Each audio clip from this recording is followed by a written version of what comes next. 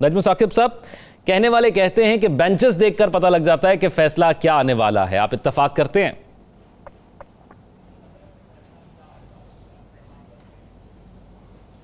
ये जो कहने वाले हैं ना, जो ये कहते हैं कि जी बेंचेस देख के फैसला हो जाता है, इनके लिए शायद कल एक हैरानी होगी। अच्छा, अब ये तो है ना, हाथ कंगन को आरसी क्या देखते हैं कि क्या फैसला होता है। मैं इसके 4 पहलू बनते हैं। ये जो आपने इतना अच्छा इंट्रो दिया है ना, अगर किसी ने गौर से आपका इंट्रो सुना है तो कई बातों की वजाहत तो ऑलरेडी हो चुकी है जी। मेरे नज़दीक इस 63A की कल जो हिसाब किताब होने हैं सुप्रीम कोर्ट में, उसके 4 पहलू बनते हैं। एक उसका सियासी पहलू है, एक उसका कानूनी पहलू है, एक उसका अखलाकी पहलू है, और सबसे ज़्यादा बढ़ के एक आईनी पहलू है। पहले तो ये वजाहत कर दूं कि कानून और आइन में बहुत फ़र्क है, और ये फ़र्क जो है हमारे पार्लियामेंटेरियंस को पता नहीं क्यों समझ नहीं आ रहा कि कानून बनाना उनका काम है, लेकिन आइन जो है उसकी तशरीह वो सुप्रीम कोर्ट करे तो अच्छा लगता है, ये उनका काम है, वो हमसे ज़्यादा जानते हैं। अच्छा, इससे पहले कि मैं ये क्विकली आपको इन 4 पहलुओं पे एक फ़िक्रा बोलूँ, अभी आपकी तरफ आ रहा था स्टूडियो की तरफ, तो टिकर एक चला जिसमें कि मौलाना साहब ने ये फरमाया कि ये पार्लियामेंट जाली है। अच्छा, ये वो जाली पार्लियामेंट है जिसके बारे में कि हॉर्स रेडिंग की बात आ रही है कि जी वोट पूरे करने हैं, तरामीम करने हैं, बकौल मौलाना साहब के ये जाली है। जो इम्पॉर्टेंट बात थी, जो मेरे लिए हैरान कुन थी, वो मौलाना साहब ने की। उन्होंने कहा जी कि तरामीम की आड़ में मार्शल लॉ लगाया जा रहा था। अच्छा, ये कैसे मार्शल लॉ? पार्लियामेंटेरियन ने भी आज तक कभी मार्शल लॉ लगाया है? तो मुझे समझ नहीं आई। तो मैं ये इस जाली पार्लियामेंट को, जो तरामीम लाने के लिए मार्शल लॉ वगैरह वगैरह, इसको आप सब पे छोड़ता हूँ कि इसका मतलब निकालें, और मैं इसका सबसे पहले आपको कानूनी और आईनी 2 पहलू जो हैं उसको वजाहत करते हैं। देखिए, आपने बता दिया कि पार्लियामेंटेरियन अगर कोई इन्हिराफ करता है तो उसको नाअहल करार दिया जाता है। इस वक्त जो है पार्लियामेंट को, और ख़ासतौर पे हुकूमत वक्त को, नाअहली से कोई लेना देना नहीं है। उनका ये है कि इजाज़त हो, यानी उसका वोट काउंट किया जाए, वो जो दूसरी आपने बात की है ना। अब ये वोट काउंट क्यों हो? साफ जाहिर है कि तरमीम करवानी है, और मौलाना साहब ने जो अपना सियासी कदोकामत बढ़ाया है ना, एक अखलाकी बात लेके और एक सियासी बात लेके, और अवाम को वाकई सामने रख के उनका सियासी कदोकामत जो है वो बड़ा है। अब उनके बगैर भी शायद काम चल जाए अगर कल का फैसला कुछ इस तरह का आता है कि दरवाज़ा खुलता है, खिड़की खुलती है, और उसमें जो है वो हॉर्स ट्रेडिंग और वो जो लोटाक्रेसी की हम बातें सुनते रहे हैं वो दोबारा से होता है। और काफ़ी लोग ऐसे होते हैं जो घोड़े ख़रीदना चाहते हैं, और कुछ ऐसे भी घोड़े होते हैं जो बिकने के लिए तैयार होते हैं, और प्राइस टैग यहाँ पे लगी होती है। अब ये तो हुआ कि देखेंगे उसका क्या है, लेकिन इसके एक अखलाकी पहलू पे फटाफट बात कर दूँ जी। देखिए, वो एक बड़ी सियासी जो जमात थी, वो जो पेश थी कि ये हो, नाअहल करार हो, वही बड़ी सियासी जमात मैं देख रहा हूँ कि दरिया के इस तरफ खड़ी होकर कह रही है कि नहीं जी वोट काउंट होने चाहिए, नाअहल नहीं होना चाहिए।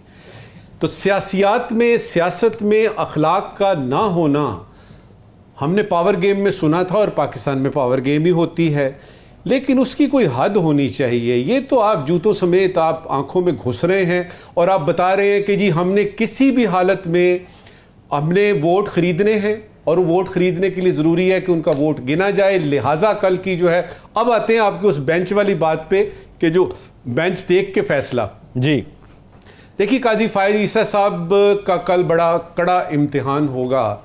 अगर वो इसमें कोई भी, अगर वो कानून और आइन को सामने रखते हुए इस रिव्यू पिटीशन को हुकूमत के हक में डालते हैं कि जी नहीं, फिर भी एक सवाल उठेगा कि क्यों। लिहाजा आप विन विन सिचुएशन काजी साहब के लिए इसमें निकलती ही नहीं है। अगर तो चेहरे देख के और बेंच देख के पता लगता है तो काजी साहब का फैसला जो है वो शायद हुकूमत वक्त के हक में हो, फिर भी सवालिया निशान होगा। अच्छा, अगर वो उसके हक में नहीं करते फिर भी सवालिया निशान होगा।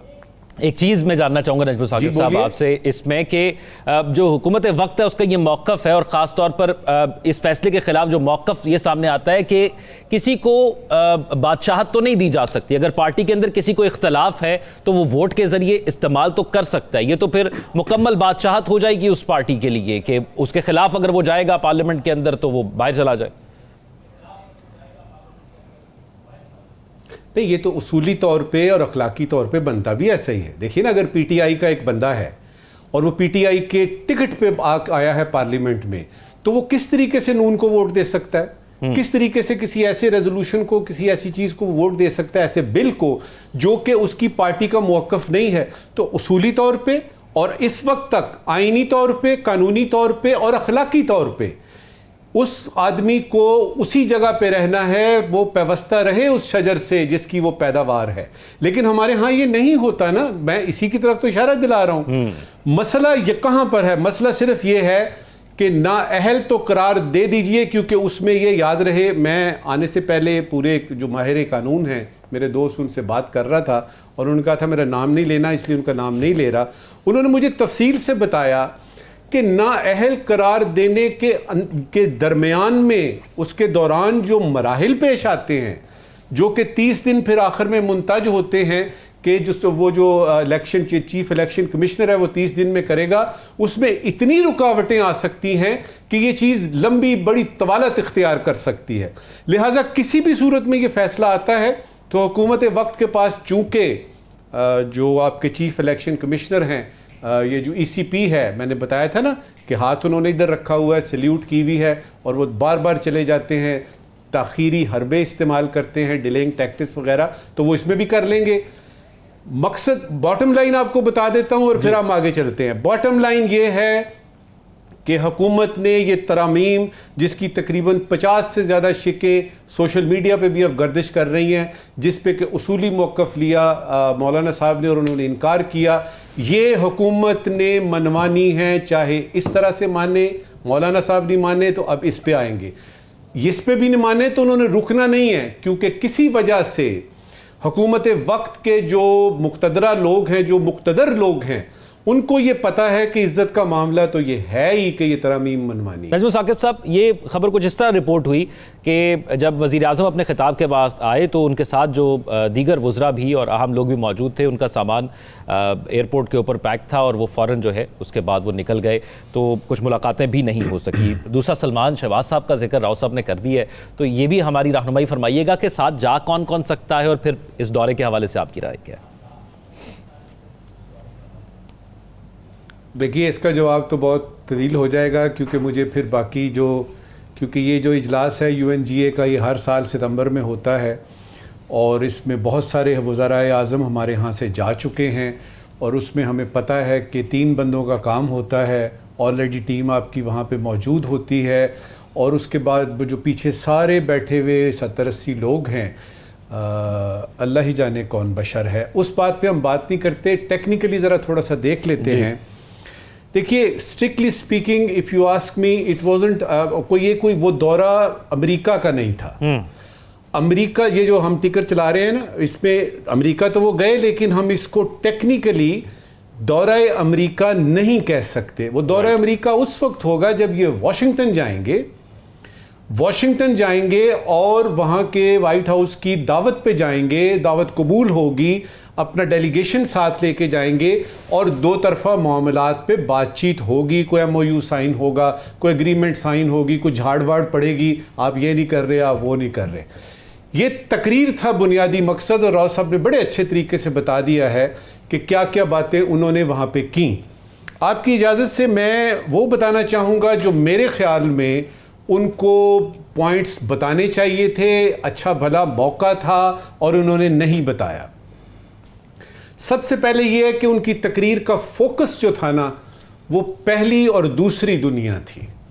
उसमें अमेरिका है, उसमें चीन इस तरफ है, उसमें रूस इस तरफ है, यूरोपियन यूनियन है, नेटो है, और वो बड़ी जो IMF के जो बड़े बड़े हैं ना जगहदरी वो मुल्क वो हैं, जिसमें कि उनको पता है कि जी ये इनसे हमने कर्जे की बात करनी है या दहशतगर्दी की अगर बात है तो वो। जो अफ्रीका है या जो लातीनी अमेरिका है, अफ्रीका का सिर्फ एक लफ्ज़ आखिर में आया, एक एक पैराग्राफ उसमें लैटिन अमेरिका का, एक एक पैराग्राफ उसमें अफ्रीका का आना चाहिए था। आधी से ज़्यादा दुनिया तो वहाँ पे है और उनके तो वोट हमें चाहिए, और वो हमें इसलिए भी चाहिए कि वो तीसरी दुनिया के लोग हैं, उसका जिक्र नहीं था। दूसरा और सबसे अहम मेरे नज़दीक ये है कि हिंदुस्तान की कोशिश है बड़े अरसे से, और वो लग रहा है कि उस मकसद के बिल्कुल पाने में करीब है। मेरे ख्याल में वो यूनाइटेड नेशन सिक्योरिटी काउंसिल का परमानेंट मेंबर नहीं बन सकता, और वो चाइना जो है वहाँ पे मौजूद होगा, जो नहीं चाहता कि जापान भी बने और इंडिया भी बने, और अगर खुदा ना खास्ता बन जाए तो वीटो पावर के साथ ना हो।